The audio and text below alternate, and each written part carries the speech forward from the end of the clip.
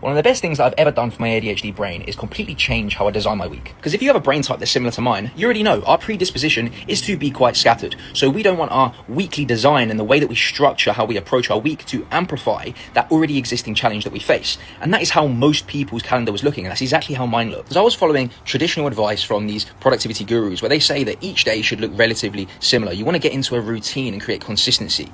But this was the worst thing that I could have done for my ADHD brain. Now, don't get me wrong, there is a time and place for creating routines and consistency, but I don't believe that that should translate to every single day looking the same. And I ran that within my business for years, and it created net negative results when it came to my output. So the changes that I've made is I've created themes for each one of my days. So as an example, for someone who runs a coaching consultancy business, I spend a lot of time on calls with my clients. What I was previously doing was having a bit of a free-for-all. My calls would be scattered across my diary all of the week, and this meant that my brain was scattered. I was constantly having to context switch, which again was not doing my brain any good. So now I have delivery days which are themed and bucketed on Tuesdays, Wednesdays and Thursdays, and that now means that it's freed up my Mondays and Fridays to be a different type of day. I use these days to get into creation mode. I have long spaces of time, big blocks where I can allow myself to hyper focus. I can allow my curiosities to run wild.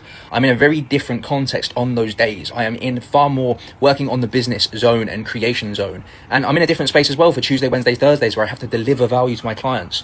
And this change that I've made to my weekly approach and my design of my week probably about a year ago has produced phenomenal results, because I now no longer have to context switch as much on a day-to-day basis, which only amplifies that scattered focus. So I would highly recommend you doing the same.